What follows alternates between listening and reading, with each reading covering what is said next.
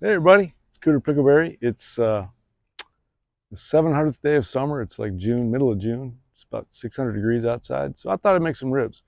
So I was contemplating not actually starting the grill and just letting them sit there. I figured they'd cook, but and then I thought better of it and thought maybe a little bit quicker if we did some low and slow, about 225, 250 degrees on a Weber kettle grill using the Smokinator 1000, which you don't need. It just helps you offset the coals a little bit. It's a pretty good setup. It works pretty good, and we'll get going on that. Thanks for joining us.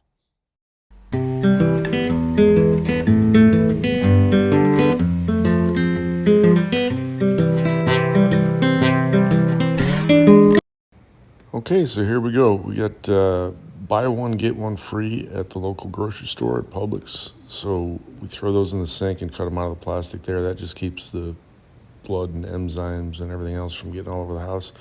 Easier to clean up in the sink. Once we're done with that, we're going to pull the membrane off the back of the ribs. And to do that, we just stick a butter knife in there, peel that membrane up, get our finger in, and start pulling. Sometimes it helps if you use a piece of paper towel so you get the better gription.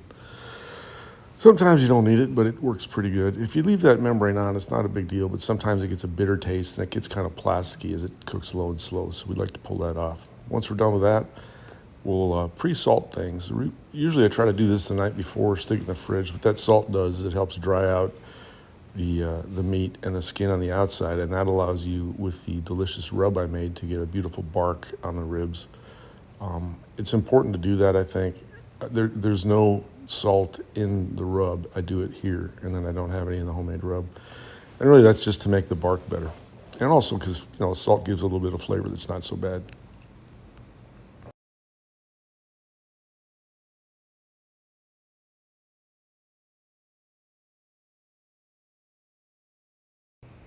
And we're not doing too much salt. This is just some kosher salt. Just kind of stick it in a bowl so it's easier to get. Of course, one hand stays clean, one hand gets dirty. Um, and we're just putting on enough to dry it out. We're not going to overdo it too much. It's probably less than a tablespoon of slab, I would think, although I've never measured it. And moving on, we're out to the grill now. This is the chimney. I've got 12 pieces of charcoal going in the chimney. I've got about 48 or 50 inside this little stainless steel container I have. You don't need that. You can just pile the coals up on the side, but you definitely want to cook this under indirect heat. So with this setup, there's a hole in the top, the big rectangular hole. That's where the water pan goes. Putting water in there helps to kind of modulate the temperature so that it stays fairly consistent. And then the two holes on the side are used to either add wood or more coals, although you don't need to. This will last about 6 hours, which is about how long this cook is. And we'll just throw the hot coals on top of the cold coals and give it a little stir here in a minute with a skewer. And then we'll stick the water pan on. This consistently holds somewhere between 225 and 250. I've got an electronic probe inside the grill. I didn't put it in the meat, but I did have it inside the grill. And what I find is that it seems to hold on this cook, on this particular day, about 236 degrees consistently for the full 6 hours of cooking. And that's just coming down once an hour, shaking the coals, just getting some of the ash off the coals, and then refilling the water. So keep a container of water handy, because you're going to go through quite a bit of water. About once every 45 minutes to an hour, I add water when I do this. And this is a really good system. It works great. It's cheap. It's a lot easier than some of the old kind of smokers I had. And I like it far better than I like one of the pellet smokers. I don't think the pellet smokers impart enough smoke for me personally. Now, speaking of smoke, you can overdo it. This is just a couple pieces of hickory. Weren't quite the size I wanted because one of my older boys has apparently borrowed my chop saw, which I would use to cut these down a little bit. But the point of it is, you can over smoke things too, and you don't want to have too much smoke. So you're really going to smoke just the first couple of hours of the cook, then after that, just the charcoal's fine. There's the water pan, there's the hickory, and here come the rib. And these ribs, we'll move them around a little bit, just because there's more heat on what appears in this case to be the left side of the grill. There's a little bit more heat. So we'll start them out, and then halfway through the cook or so, we'll move them around.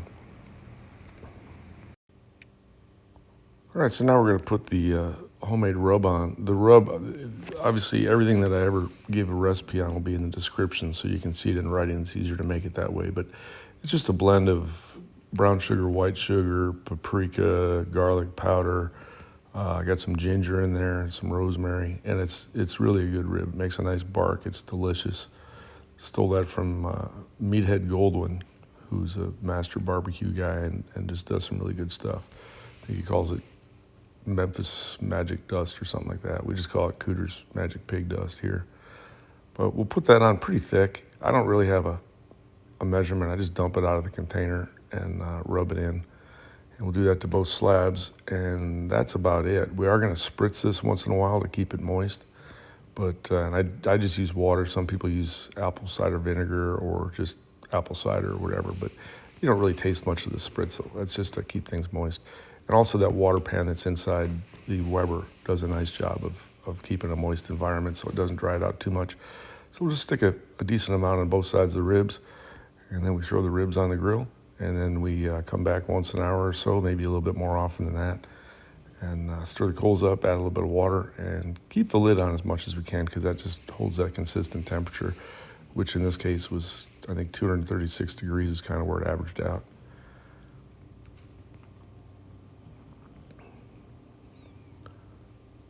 So it's smoking now, the grate's hot, the grill itself is fairly warm. You can see that temperature probe I have down there on the bottom, just underneath the ribs.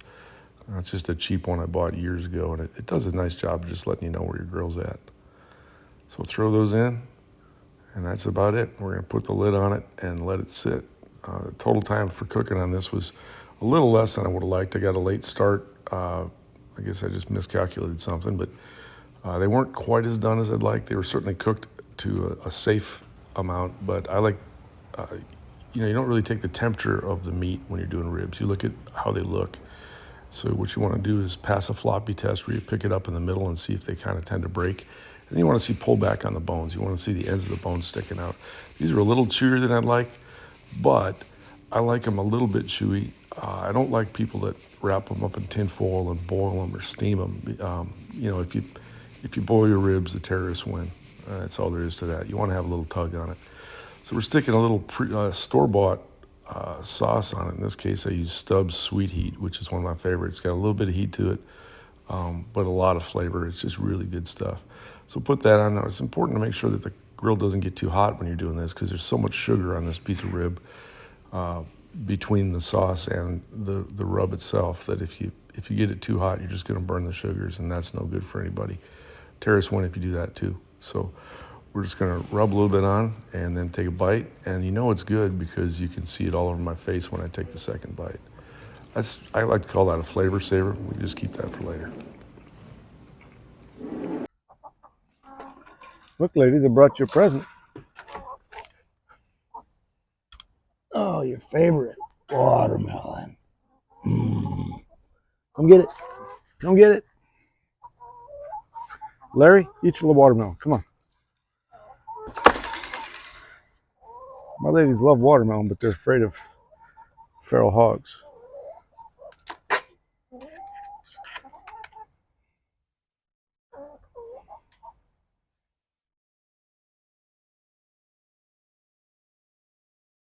That's a pretty happy day if you're a chicken living in a cage, I guess.